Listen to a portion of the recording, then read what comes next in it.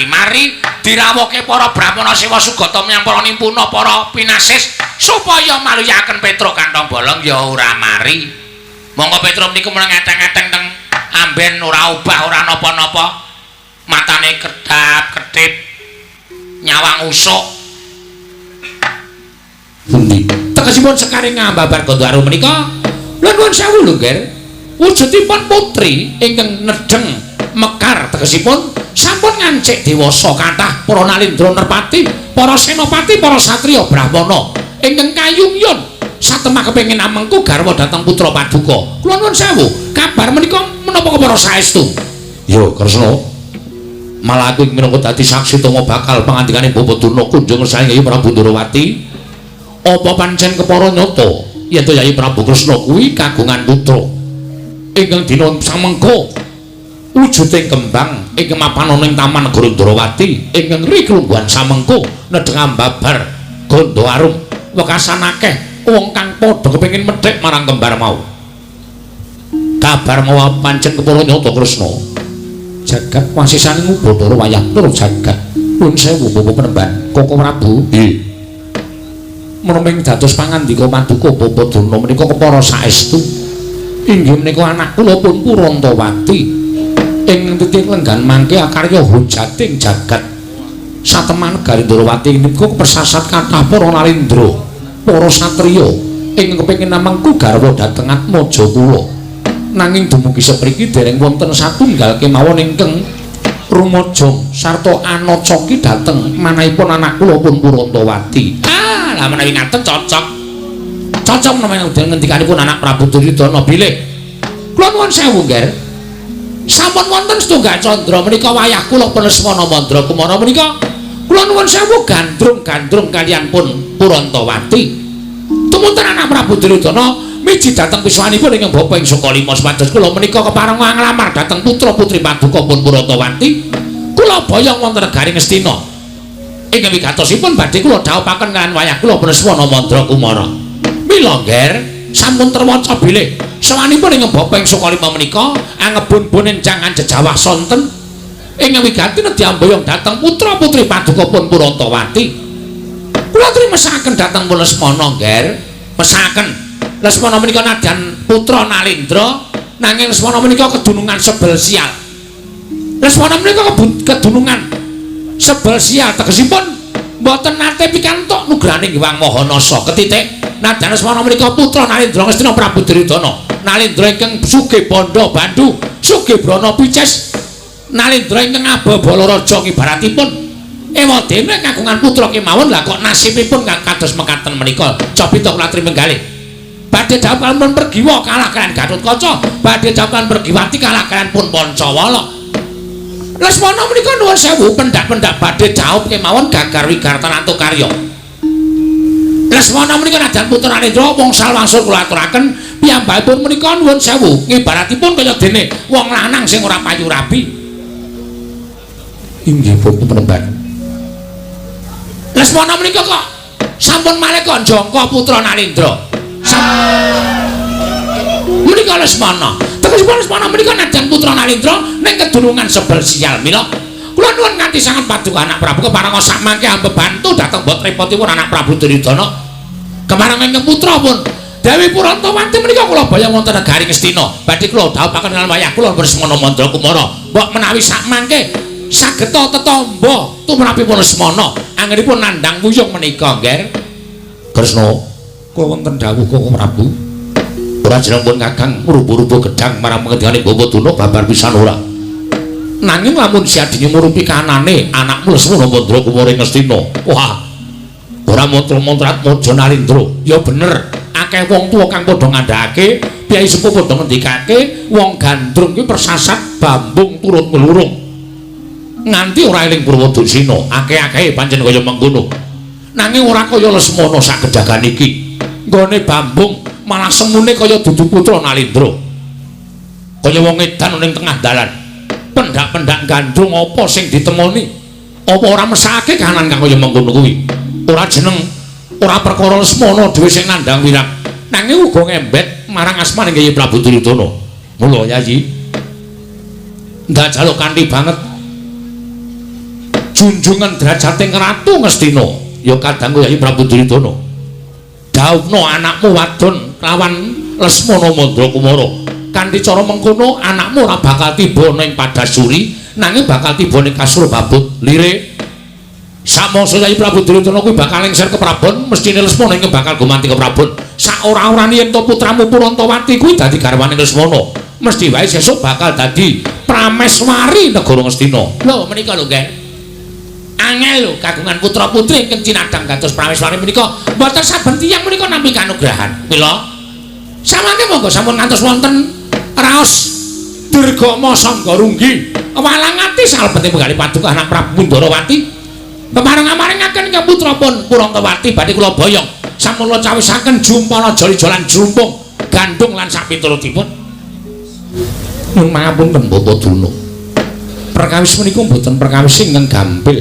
namun tumrap kula menika perkawis ingkang rungsit lan rumpil lho rungsit lan rumpil tegesipun kados pundi kula nuwun sewu kula menika jejeripun tiyang sepuh nadyan anak kula menika badhe mbangun miturut dhateng dawuhipun tiyang sepuh upamiya kula menika nampi pangarepipun Bapak Durna kula sarujuk nanging anak kula mboten mathuk tuwin mboten linambaran raos tresna menika ngibaratipun ana tetembungan ana temanten sepasar bubar menika mangke mboten prayogi langkung-langkung menawi anak kula menika cocok utawi mathuk kaliyan Lesmana mongko kula mambengi keparingipun Bawa Durna menika mangke ugi boten badhe saged kelampahan amargi nuwun sewu Premban miturut ingkang putra ing Ndarawati petanganipun tiyang badhe nglampahi salaki rabi menika gegaranipun namung tresna jaran ngibaratipun tiyang keplok menika mboten kok asta setunggal nanging asta kalih temanten kakung lan putri sami-sami tresnanipun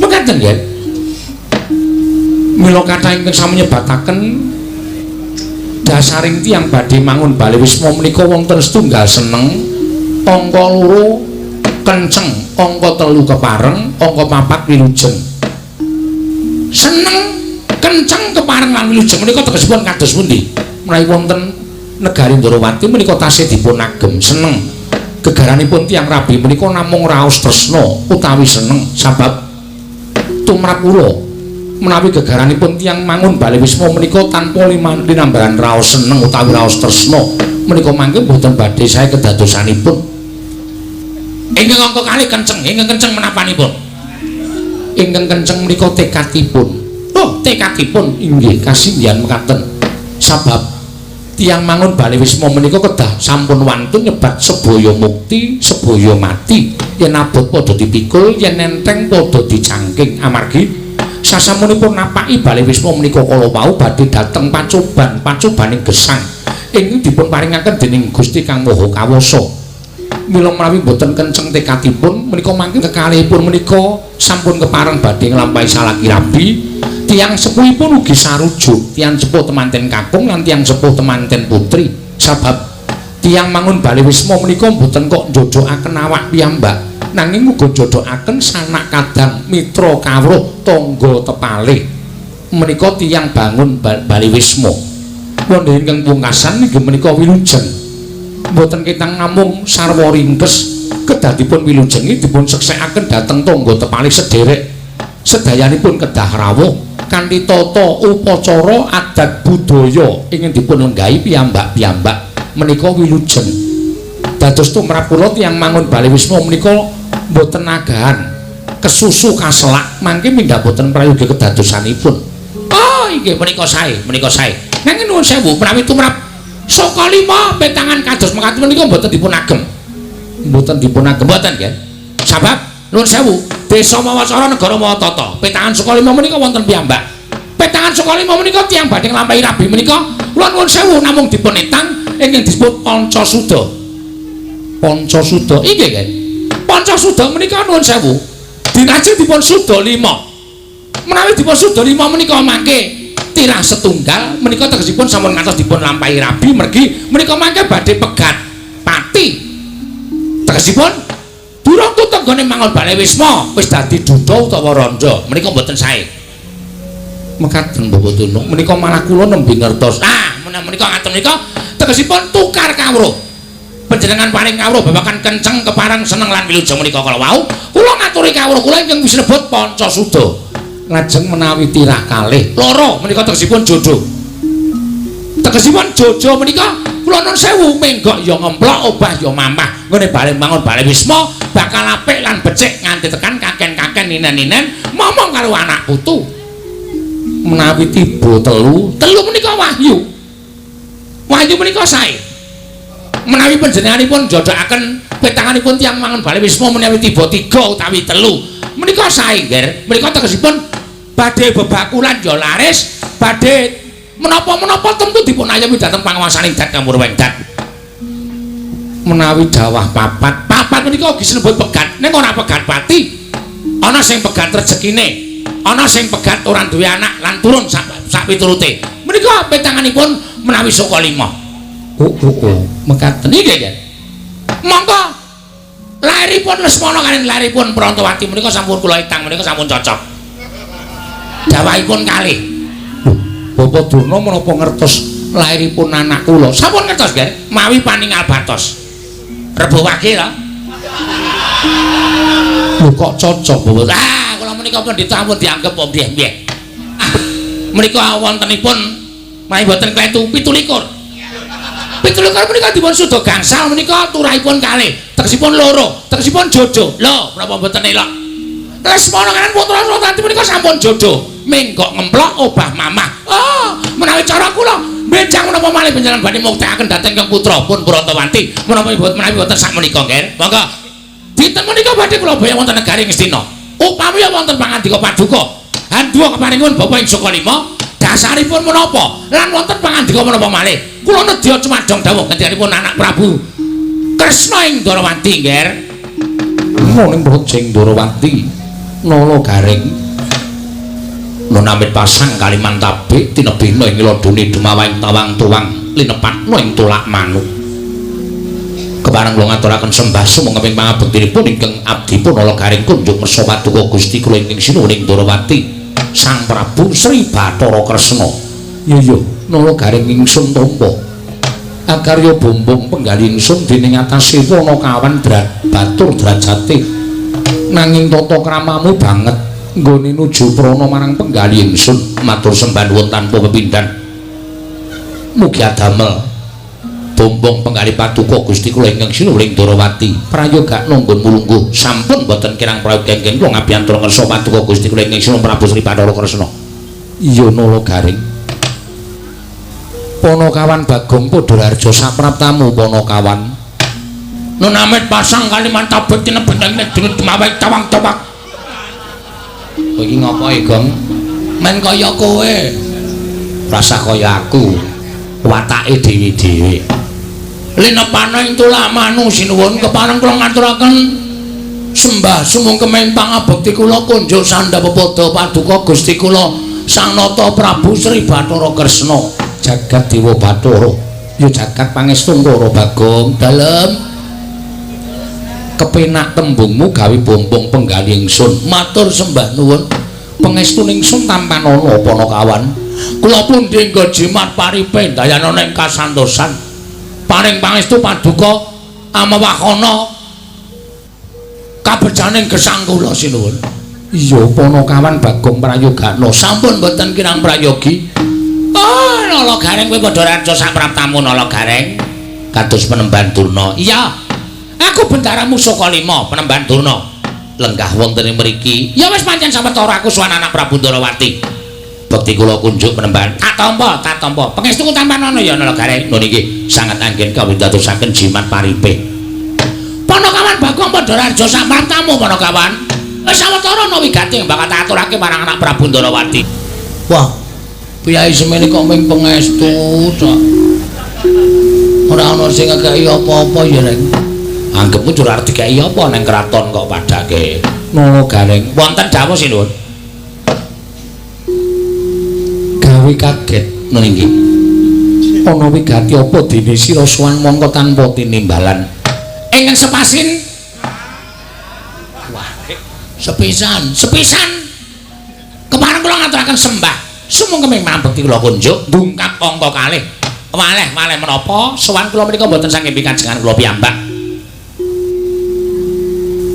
Cokat ceket kula ringkes rembakipun supados samangke Gusti kula ngisi ing Ndrawati enggal priksa menapa to sababipun dene kula keraya-raya kedarang-darang sowan wonten negari Ndrawati. Apa dikongkon bapakmu sanes? Apa saka karepmu dhewe sanes? Apa karang kedempel ana perkara? Mboten. Lah ana apa, Garing? Kula mboten dipun kongkon bapak, kula mboten dipun kongkon kalih napa jenenge kulawargane Semar, bojo kula ya ora. Ning mugi andadosna kawuningan. Sampun wonten setunggal candra menika, Petruk menika opname. Lho. Petruk apa kuwi mau? Opname. Opname iki apa? Sakit. Lara ngono wae nggih. Sakit. Lara apa Petruk? Wah, wis mboten ngerti. Dipresake nang dokter ya ora dingerteni penyakite. Digawa tengken dukun ya ora mari-mari. Dirawuhke para Brahmana Sewa Sugata menyang para nimpuna para pinasis supaya maluyaken Petruk kantong bolong ya ora mari. Monggo Petruk niku meneng eteng-eteng teng amben ora obah ora napa-napa. Matane kedap-kedip. Nyawang usuk. Lah terus Petruk kanane saiki piye? Ah wis mengkari esuk pas sore. Petruk loro tenan lho Garing. Lara tenan apa dikira ngapusi? Kula niku nek omong ora tau goroh kok. Lah sawijining dina kula niku nganti sedih. Nyawang Petruk kanane kaya ngeten niku terus tak tangisi Petruk.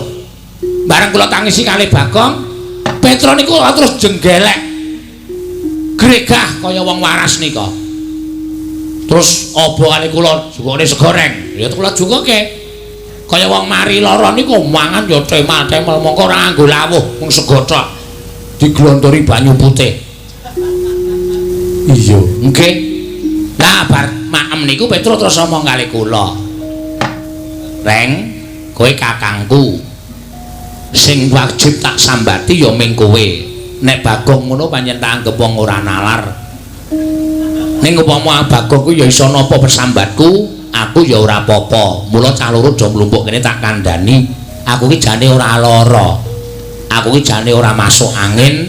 Aku ki jane waras. Ning kaya koncatan pikiran. Lho. Petruk kaya koncatan pikiran. Nggih. Lah sing tok gagas sapa to, Truk? Kaya kowe iki mung wong kere, kowe iki mung batur, kowe iki mung abdi. Upama duwe gegayuhan ki ya dicundhuke karo kahanan. Wong ki nek duwe gegayuhan ngungkuli karo kekuatane dhewe kuwi tegese ngibarate kaya dene cecak nguntal cagak cebol kayu bulan wuta ngitung lintang tange kelakone cepak wurunge. Mula nek gegayuhan ki dicundhuke karo kekuatan. Ora usah dadak mikir sing abot-abot. Kula ngaten niku. Terus Petruk, heeh Kang. Aku arep mikir abot. Ning aku iki ki mung netepi karo sing wis nate dingendikake. Lah sing ngendika sapa? Petruk terus matur, sing ngendika Sinuwun Prabu Sri Bathara Kresna. Aku tahu omong apa karo Petruk mangke riyen dereng ampun dipedhot. Crita kula dereng rampung. Apa Sinuwun Prabu Bathara Kresna tahu tate ngendika karo kowe? Tahu. Jaman apa? Jaman nalika semana ilanging pustaka Jamus Klimasada dicolong Dewi Mustakaweni. Nalika semana aku sing iso nemokake pustaka Jamus Klimasada, Sinuwun Ndrawati tahu tate paring dawuh karo aku, sapa sing iso nemokake pustaka Jamus Klimasada? Nek lanang tak pek mantu, nek wedok tak pek anak. Monggo Petruk nalika semanten sing iso ngaturake pustaka Jamus Klimasada mbuh lantarane apa? Ning sing ngaturke teng sampeyan niku Petruk kantong bolong adi kula. Lah kok jebul Petruk niku lil awake lemes ora duwe daya niku mikir pangendika sampeyan. Nuwun sewu lho, Den. Nuwun sewu. Nalindra menika sabda Brahmana Raja, sabdaning Nalindra pengendikaning pendhita menika ora kena wola-wali kaya Wikresna tumaming dlancang seta, ora kena lumebek. Nek ngendika A ya kudu kelakon A, nek ngendika B ya kudu kelakon B, nek ngendika C ya kudu kelakon C. Monggo lan iki Petruk niki nagih janji karo sampeyan. Gandeng negara Ndrawati saniki geger merga ana wong wadon sing jeneng Purantawati. Niku Petruk terus lara. Larane Petruk meng digatek karo Sinuwun Prabu Kresna mengeling karo Sinuwun Prabu Ndarawati supaya eling karo pangendikane duk nalika semana. Nek sampeyan eling matur nuwun, nek ora teges sampeyan mentala nyumurupi patine Petruk. Monggo Petruk wis omong kali kula, "Reng, kowe ning negara Ndarawati, terus kowe matura bab janjine Sinuwun Kresna. Nek Sinuwun Kresna ora gagas, wis ikhlasno aku, Reng. Aku arep golek dalaning pati, aku arep gantung. Nek nganti Petruk iki mengko tekaning pati, nuwun sewu, panjenengane Sinuwun Ndarawati tegese utang nyawa karo Nala Gareng. Panjenengan utang nyawa kalih kula. Nek nganti sampeyan ora netepati janji sing pun nate pangendikake terus dadi jalaran Petruk tekaning pati, ateges Sinuwun Ndarawati utang nyawa karo Nala Gareng. Tantri maning Nala Gareng arep awak kula kaya ngeten niku, arep awak kula tangan kula cekot, sikil kula becik, mata kula kira. Ning nek kula bumiangus negara Ndarawati ora nganti telung kedheping netra, mesti kula sing kobong. Piye ta orang le sumbar iki ora? Bumiangus negara Ndarawati kok mesti kula sing kobong. Kene iki ngrungokke tenanane le omong mencla-mencle. Mboten nganti sak siling bawang, sak umuring jagung, sak uruping damar. Negari Ndarawati mesti badhe kula osak asik. Kula damel base busa. Busa base. Pun cekap semanten atur kula. Kemareng kula anengga dhateng Sabdatama Paduka Gusti kula ingkang Sinuwun Nala Gareng wonten dawuh. Satemene aku kepengin netepi marang janji ingkang wis ndak aturake marang Petruk duk nalika semana. Lah niku tegese netepi dhateng kalangganipun Paduka Gusti kula ingkang Sinuwun Ndarawati. Ning ana bab ingkang dadi pepalang. Napa Sinuwun? Bapa Penemban Durna rawuh mrene iki uga bakal kepengin mboyong lawan anakku Purantawati. Lho. Niki iya Nala Gareng. Ajeng dijawabke kalih arep didhawuhke karo Lesmana Mandrakumara. Lesmana anak Ngastina. Iya pancen mengkono Nala Gareng. Pancen arep didhawuhke karo Lesmana Mandrakumara. Oke. Nuwun sewu Sinuwun. Niki perlu dirembuk ampun sembrono. Iya, dirembuk sing bab apa? Lho, bab sampean ajeng maringake Nyong Putra Katur Begawan Durna ajeng didhawuhke Lesmana Mandrakumara menika nuwun sewu. Kula tak takon, panjenengan menika wong tuwa napa dudu? Lho, aku wong tuwa. Wong tuwa sing duweni putra Dewi Purantawati, mestine kaya ngono. Saiki wong tuwa ngendi? Wong tuwa pundi sing ora kepengin anake wedok menika mukti? Kula tak takon. Wong tuwa ngendi sing ora kepengin anake wedok menika mukti? Menika mboten wonten. Sing jeneng wong tuwa niku kudu iso napake kamuktene anak. Iya Nala Gareng. Terus saniki kula tak nyuwun prisa. Nek nganti Dewi Purantawati menika didhawuhke karo Lesmana Mandrakumara, nuwun sewu, napa panjenengan mboten mangertosi kondange Ndara Lesmana? Ndara Lesmana menika arepa putra ratu, arepa nika putra Nalindra, arepa menika sesuk bakal gumanti ke prabaning Prabu Duryudana. Ning nuwun sewu, wong sak jagat niku wis ngerti nek Lesmana niku anak ratu ning rada Kentir. Napa sampeyan mentala putra-putri sampeyan sing ayu wis tiyang warna? Lah kok didhawuhke karo wong lanang sing rada Kentir. Ya bener, Lesmana menika sugih bondo bandu persasat kadonyane seprapat jagat diuja karo wong tuane. Ning kula nuwun sewu lho menika namung ngemutaken. Ning mau semanten panjenengan badhe maringaken monggo ateges badhe kula biyawaraken wonten pundi-pundi papan. Nek Ratu Ndarawati menika blereng dhateng kamukten ning ora iso metung dalan sing bener. Sulap karo kamukten nganti mentala nyengsarake anake dhewe dijawab karo anak ratu sing rada kocluk. Menika mawon. Niku estu kula mboten goroh. Ning menawi dipun rabi kalian Petruk, lho Petruk menika mung wong batur gedhi bal 17. Petruk niku mung Panakawan. Ning apa kabagyaning lahir batin menika diukur karo akehing brana picis? Mboten. Kabagyaning wong urip menika mboten ukuran akehing brana picis. Malah kadang kala wong sing ngokehan brana picis, wong sing sugih, wong sing duwe derajat pangkat niku janjane pendak dina tanggungane utang miliaran. Mula akeh wong sing sugih, akeh wong sing duwe pangkat prajat, akeh sing duwe kelungguhan niku adane penyakite mesti stroke. Ora iso ngapa-ngapa, perot terus mudar. Ning nuwun sewu, Petro nika wongean, ora duwe tanggungan apa-apa, urip sak madya, mangan sego dipangan karo jangan ya dilakoni, ngombe wedang putih ya dilakoni. Ning ora doyak-oyak utang, ora doyak-oyak tanggungan. Mula uripe ayem, wong uripe ayem niku awake lemu. Ajan. Nek sampeyan maringake dhateng Sinon Prabu Duryudana monggo ora apa-apa. Arep ing putra menika saba utawi lenggah wonten ing Negara Ngastina lungguh kursi apik nganggo gelang nganti ting krompiang nganggo jarik ngibarate blebekan mas ning nek atine rekoso saya kuru putra panjenengan gerah bar niku mboten nonton sapa sing kapitunan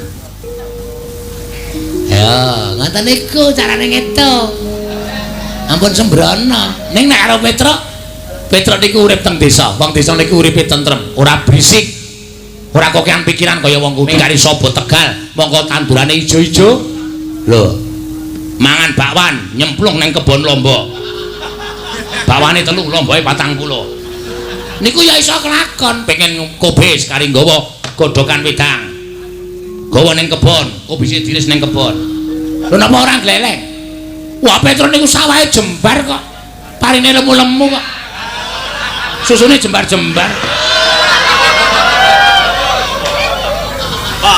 mula kula nuwun sewu nek panjenengan ro nek sampeyan ngrembak perkara kabagyaning lahir batin nggih mang paringke Petruk nuwun sewu lho sinuwun kabagyaning lahir batin menika mor misah tegese mor misah piye menika mboten saged dipun dadosaken setunggal upama iso didadekke setunggal menika mung pepethinganing titah kabagyaning lahir menika mboten saged sumandhing kalian kabagyaning batin tegesipun kabagyaning lahir numpuk brana picis ning kabagyaning batin ora sumandhing ning kok sok baline duwe kabagyan batin mesti kabagyaning lahir bakal sumandhing niku sing disebut mor misah mengkono lho kareng nggih ning nggih gumantung panjenengan monggo mawon badhe dipun paringaken Begawan Durna monggo paringke kula monggo paringke Begawan Durna entuk wong sugih ning Kentir monggo wadi kula Petruk arep ora patek sugih ning ya kok seneng atine niku pilihan angel sinuwun angel Telung sewu angel kula percaya panjenengan wis dimingi-mingi werna-werna karo Begawan Durna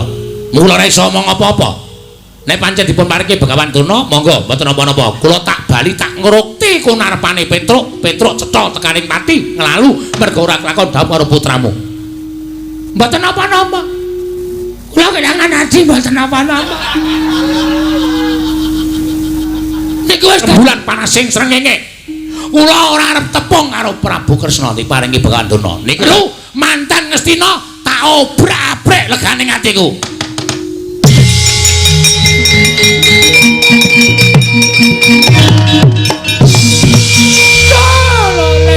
lole kentos walu gembol manyar-manyar duneng dungkul wana dadi alas-alas dadi wana wah lah kok kebangetan ngomong ngumbar omongan lho gareng ing atase kowe men drajating Panakawan Gedibal 17 wong arek nyolok mripat kowe iki men batur lah kok langap-langap druwi kaya grojokan nyerwete kaya becek sepun bapak Tegalan ucapmu barat wah nesu e kok wani Rasawati Durna to nah wani Rasawati kok nek kira-kira ngamuk tak kepruane watu ndase aja kasar-kasar men aku dasare wis ora seneng kok kebiyen kok nyuwun pangapunten kula mboten nonton urusan karo sampeyan kowe ana urusan karo aku perkarane napa kowe ngeceh karo wong Ngastina sapa sing kula eceh putu kula semana Mandrakumara kowe tak anggap wong Kentir tak anggap wong edan tak anggap wong kocrok kowe putra Nalendra nala gareng ora melek mripatmu nuwun sewu kula tak takon Kentir napa mboten lho heeh ning ra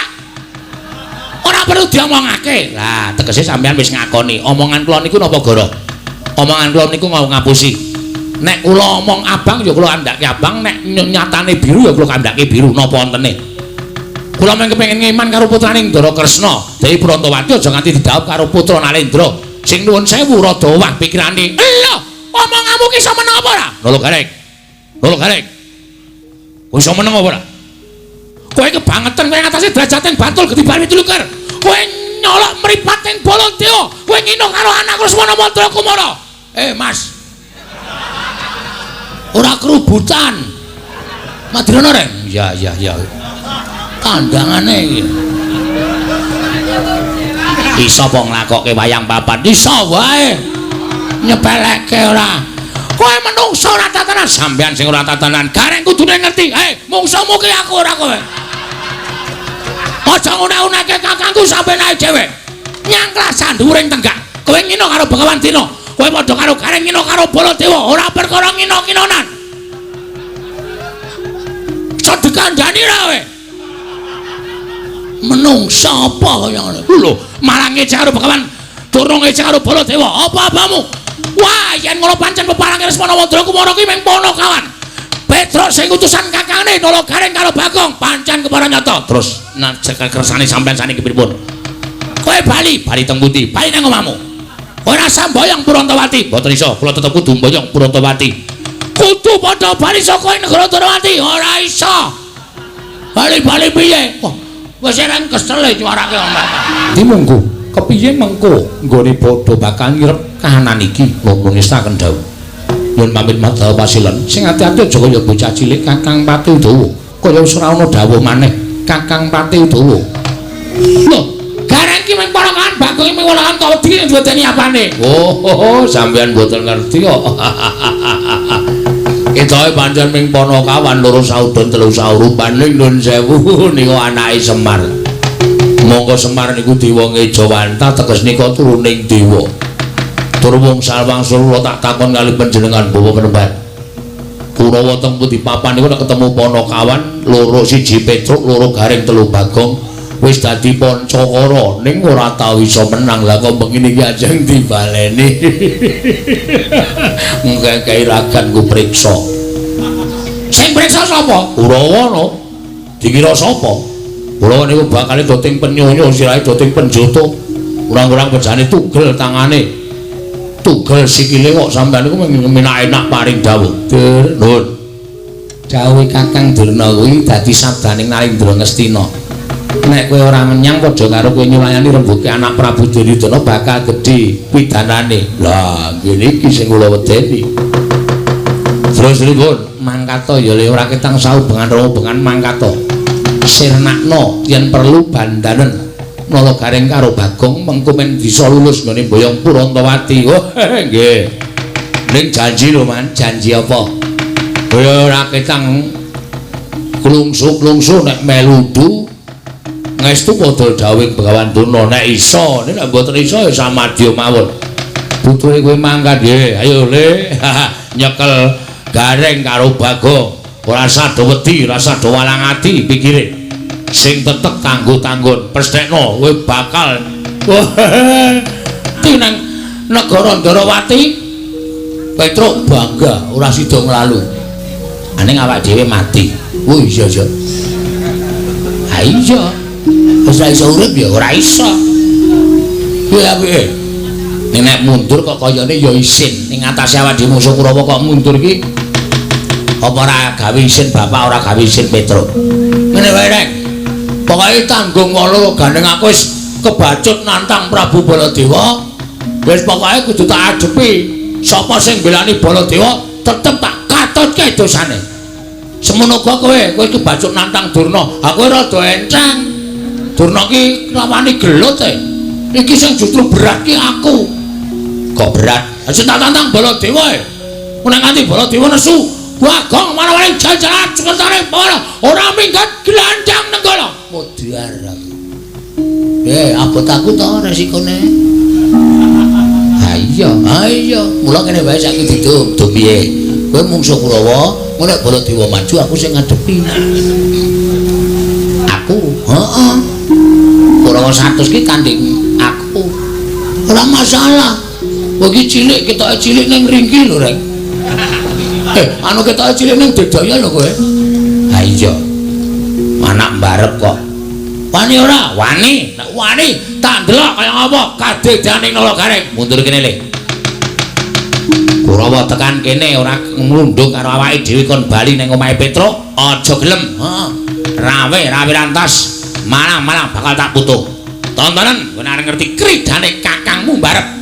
Jaman kowe rungono, aku ndereke Ndara Janaka iki. Ndara Janaka mungsuh cakil patine Ndara Janaka krubut buta 40 wae ana, tak rampungi dhewe. Kowe le wayangan endi kuwi? Hah? Aku tak takon le wayangan endi gareng kok menang ro buta 40 iki. Kowe iki dituthuk sandal bojomu nangis kok. Mungsuh buta 100 mbok wong ki ora kok kemangkean. Munggulang mriki tontonan kok nek ati aku ngapusi, aja dutak kakakmu lala gareng tangan.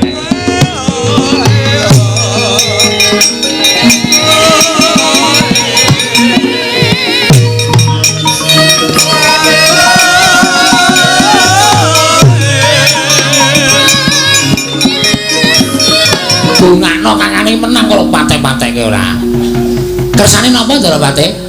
Aku goleki kowe. Nggih, pun pinanggih teng mriki. Keparengipun kowe tak jawuhi gelem apa ora. Nek kula cocok gelem, nek mboten nggih mboten purun. Kowe bali. Bali teng pundi? Neng omahmu. Terus ora sah mboyong Purantawati. Purantawati arti boyone negara Ngastina dadi garwane wayah Mas Saruja Kusuma ya Lesmana Mandra Kumara. Terus kanane Petruk piye? Hah? Sampeyan ora paham kok rembugane teng Pasewakan wau. Kula matur Lesmana Prabu Ndarawati, nek nganti Petruk ora kelakon dhawuh karo Purantawati, dheweke ngiklasake patine tegese bakal golek dalaning pati tegese arep nglalu. Nek kula mulih mongko ora ana kabar tentang Purantawati, Petruk nglalu. Nek Petruk nglalu kula kelangan adi. Bangane kula kelangan adi, luwung teng iki kula mati tak wujuti. Yen ngono kowe wani karo Kurawa, aja kok Kurawa. Patihe Ngastina wek-wek cangkeme tak wek-wek. Reng, ora ngono kuwi, Reng. Aku sing deg-degan e. Omonganmu terlalu ngawur. Menengo, kowe iki tak nggo jontrok men dono susisan. Ngrubut aku ora bakal wedi. Loro garing suarane aja sak kepenake dhewe. Sakarepku wong cangkem-cangkemmu dhewe kok. Arep nyuwara kowe piye sakarepku? Tegese kowe wani karo Kurawa. Wis wani ngadeg nang kene iki tegese aku wis wani ngadepi Kurawa. Aja men kowe surtai. Ayo, Citraksa, Citraksi, Dursasana, Durgapa, Kartamarwa, Dursena, Mogati kon maju kabeh. Ku tak nggo nekram sirahe. Weh, bocah iki mripate kira tangane beje kok. Omongane kaya iso mateni geni. Lah kok dadi kaya ngono lho. Kowe iki mundura tak eman aja nganti kowe tekaning pati. Mboten sadiman kaya bayi eman-eman. Teng mriki buktekke sapa sing iso ngalahke Nalagareng menang mboyong Purantawati. Semono uga Kurawa bubar saka tangane Nalagareng, Petruk dhawuh karo Purantawati. Ngono ta, Gong? Cocok. Si aku tak ora minggat lakon dikeroyok Kurawa. Mang maju jajal Nalagareng apa Kurawa sing bakal mundur saka paparan. Kaya kok didol. Awas. Lho, piye? Saking ngertiku. Waduh. Aku diajari Ndara Janaka ngene iki. Zaman Ndara Janaka isih muda. Zaman Swita Begawan Durna, terus pendadaran siswa Sokalima. Aku diajari ngene iki. Mergo aku trampil terus dadine aku kena. Ora sok disambi omong. Nggih. Aku karo Petruk ampuh sapa? Ampuh kowe tenan. Petruk nek gelut ya gelut, nek kon nampani panahmu iki ora iso. Kon nampani tombakmu ora iso. Aku dhewe sing diparingi karo Ndara Janaka. Aku jane ya dikai. Mosok.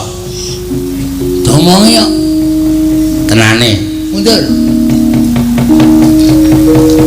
Aku ora dikai kaya ngono kuwi, dikai Japa mantra, Japa. Bapak lunga tapa biung meteng tuwa tes-tes dadi banyu. Terus sama aku wong suci, aku wong suci.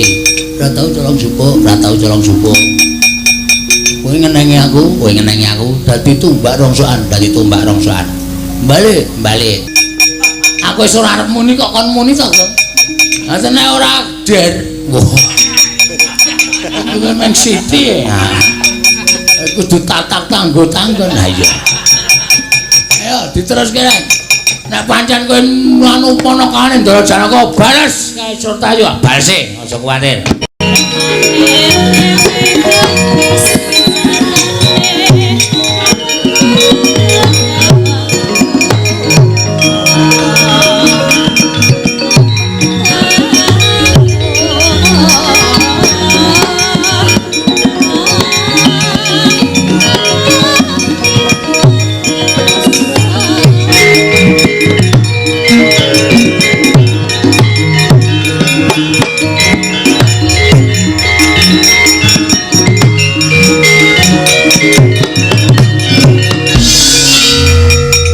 Sur. Kawon kan. Mboten nyono babar pisan, nembe pisan menika ing ngadan saben kelampah. Kula menika gelutipun kalian Petro. Lah iya. Ning sagedakan menika mengsah garing. Wah, garing menika jebul menawi krida ngedap-edapi keterampilanipun ngalahake Petro. Arep lilin ngantem menika rasane kula rasake ora sepiro. Ning nek bola bali saya suwi saya mumet saya buyer. Kula semanggaken, Mas. Kula mboten saged ngatasipun, kula semanggaken. Loro kabeh awak kula. Nguncalke tumbak pirang-pirang garing niku ya iso nyauti tumbak kaya Janaka nika. Wah, edian. Mboten nomo mokal. Ponokawane Janaka mula keterampilan ya meh padha karo juragane. Lah iya. Ora maju meneh mboten. Ayo, gentenan. Diabane nek tanganku munggah menika swara putri, nek tanganku medhun swara lanang. Perpindahane dengan tanpa tak abani ming manut obahe tangane Petro. Ayo, siji siap-siap mikir dicekel. Pamane tanganku ngenten. Set niku langsung sindene muni, "Rasa jumangklong." Ngono tiba-tiba aku medhun. Kakung. Pokoke dicenane anggere aku ngene kuwi lanang anu wedok. Nek tanganku ngene karo rada ngene kuwi lanang. Siji, loro, telu ya. Langsung jumangklong sruwit baling-balan. Langsung jumangklong manakar mangungkung kumandang nek isa jroning pradesan. Tok tok tek tok tok gung tok tok tek tok tek tok. Gung tok tok tek tok tok gung tok tok tek tok tek tok. Kuwi jenenge kekompakan. Gamelan ki ora butuh pinter-pinteran. Gamelan ki ora butuh sing nabuh, aku sing demung pinter dhewe, aku sing enong pinter dhewe mboten. Kadidene grup sepak bola. Nek grup sepak bola menika bintang kabeh, nika bakal individu permainane iki wektune isih panjang. Dawa. Ngaturke lelagon, ngaturke tembangan. Ya. Yo kah sindan-sindan sing urung di anu kon nembang utawa durung di kopiok. Ah iya. Supaya engko kon nembang sing kepenak ya, Truk. Sing sapa wae ta sing ngurung oke. Lho 8 mau sing maju lagi 4. Berarti sing 6. Oh 10. Engko ora tau ora ngerti hitungan kok. Ambiyen dak pelajaran matematika ora mlebu. Ora perkara ora mlebu ning kudu belajar. Belajare ora kudu ning sekolah. Ning lingkungan ya iso belajar. Srawung kancane akeh ya iso belajar. Duwe kanca ahli matematika, duwe kanca ahli agama, duwe kanca ahli ekonomi, duwe kanca ahli pengetahuan alam kuwi iso dienggo belajar. Mengkono iya, Truk. Kowe sik leng sing nembang. Oke. Aku tak klasik ya, Truk. Ya, aku yang klasik kok. Tak nembang klasik sing kepenak Sinom Parijata. Aja. Mijil ketoprak aja. Jineman aja. Kutut manggung musike ta, Truk ora? Ya. Tak nyuwun pambiyantune Mbak sapa iki? Iki Mbak sapa sing jejere Elisa ki sapa? Hah? Mboten sah ditembangke nek niku kula gelem ngatur. Ngaturke napa? Lambang lakam. Langgam napa? Kadung Tresno pas kalian panyuwunipun saking Dokter Asti. Oh. Alamat ngendi? Alamat saka Bandung. Oh. Lumantar WA iki mau nyuwun Kadung Tresno.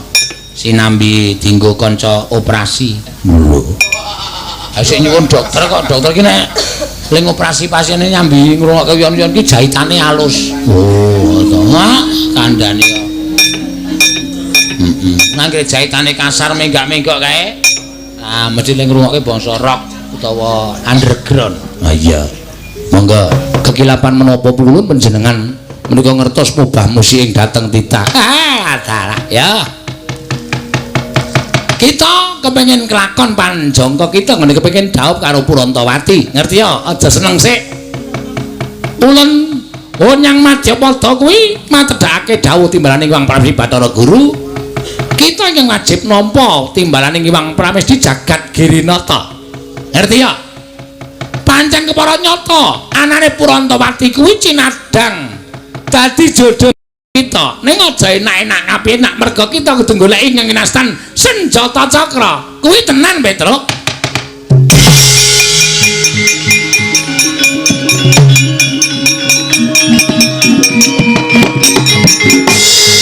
Hah? Upama sampean niku dudu tak tubruk tak uleng-uleng. Saking seneng kula. Niku tenan Bu Kulun. Iya, tenan aja kuwatir. Lajeng kula anggenipun ngupaya senjata cakra teng pundi? Mlaku bener dalan urut dalan iki aja menggak-menggok, nggih. Nglakonana tapa ngramit tulung marang sak papadaning urip.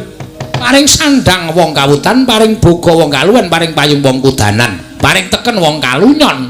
Nggih. Kita ulun paringi wujuding pusaka, aran wujuding pari suli. Suli bambu, as. Sembrono ora. Paringi pari suli kemana suli bambu dengkul kita kuwi. Nggih. Napa anu? Suli Bantul. Utuh. Ah, pripun kersane? Tampan ana pari suli.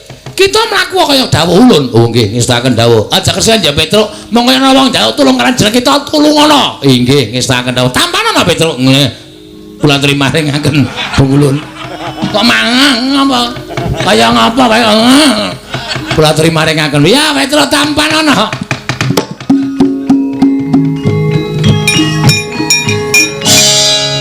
Gah aku. Gah piye? Sampeyan niku lanang kula lanang kok ngonehi kembang wong lanang tanda cinta. As dewa kok cinta rotita iki cinta apa ora? Iki arane pari suli, kembang pari suli. Weh. Kembang iki tok tutuke sapa-sapa bisa sirna margalayu. Waduh matur nuwun. Wah jan apike kaya ngene. Ambune jan. Kok dimplok barang. Lagi saking seneng kula kok. Wis kita mangkat. Ih, ngestaken dawuh. Mangkat Petruk. Nggih, nyun pamit Bu Kulun. Sing ati-ati aja kaya bocah